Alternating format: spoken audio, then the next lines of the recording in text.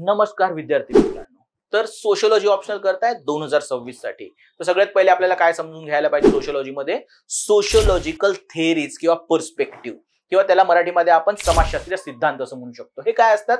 काही आयडियाज आणि कॉन्सेप्टचा सम असतो. त्यांनी आपल्याला सोसायटी बद्दलची पार्शियल रियालिटी लक्षात येते. म्हणजे थेअरीज थ्रू आपण समाज समजून घेऊ शकतो असं त्याचं म्हणणं आहे. उदाहरणं काय आहेत? मार्क्सिस्ट पर्स्पेक्टिव्ह किंवा फंक्शनिस्ट पर्स्पेक्टिव्ह हे मेजर थेअरीज आहेत आणि याच्यातून आपल्याला काही रीत्या समाज समजून घेता येऊ शकतो. मार्क्सिस्ट पर्स्पेक्टिव्हला आणखीन कन्फ्लिक्ट पर्स्पेक्टिव्ह पण असं म्हटलं जातं, संघर्ष सिद्धांत असं म्हटलं जातं. आणि फंक्शनिस्ट पर्स्पेक्टिव्हला कॉन्सेन्सस म्हणजे समन्वयाचा सिद्धांत म्हणून पण ओळखलं जातं.